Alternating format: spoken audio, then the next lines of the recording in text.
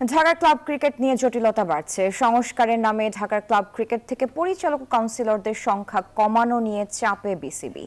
এরই মধ্যে প্রথম বিভাগ ক্রিকেটের ট্রফি উন্মোচন বয়কট করেছে ক্লাবগুলো। সমাধান না হওয়া পর্যন্ত ঢাকায় অনুষ্ঠেয় ডিপিএল প্রথম, দ্বিতীয়, তৃতীয় বিভাগের খেলাও বয়কটের ডাক দিয়েছেন ক্লাব কর্তারা। সাথে বিসিবি পরিচালক নাজমুল আবেদিন ফাহিমের পদত্যাগ দাবি করেছেন তারা। জুলাই আগস্টে বৈষম্য বিরোধী ছাত্র আন্দোলন পরবর্তী সময়ে পরিবর্তনের ধারাবাহিকতায় পরিবর্তন এসেছে বিসিবিতেও। নতুন সভাপতি হিসেবে দায়িত্ব নেওয়ার পর ফারুক আহমেদ বলেছিলেন, বিসিবির গঠনতন্ত্র সংশোধন করাও তাদের অন্যতম একটি লক্ষ্য।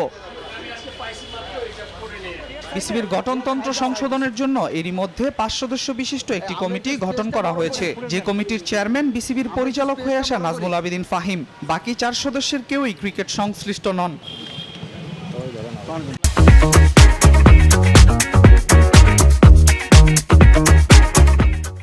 তবে গঠনতন্ত্র সংশোধনের প্রস্তাবে যে বিষয়গুলো তুলে আনা হয়েছে তা নিয়ে একজোট হয়ে প্রতিবাদ জানিয়েছিল ঢাকার ক্লাব ক্রিকেটের সংগঠকরা।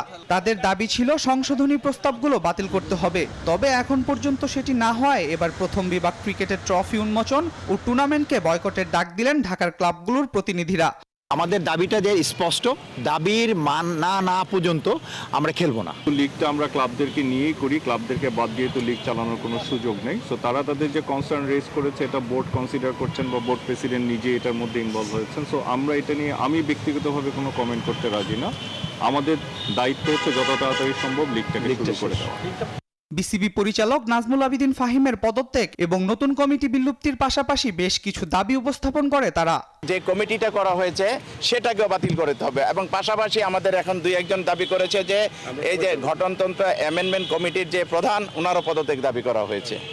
এছাড়াও যতদিন পর্যন্ত সংকট শেষ না হচ্ছে ততদিন পর্যন্ত সব খেলা বয়কটের কথাও জানান তারা। বিসিবি সভাপতি দ্রুত সমাধান দিলেই পরবর্তী পদক্ষেপ নেবে ক্লাবগুলো। আল মাহমুদ ফাহিম, নিউজ 24।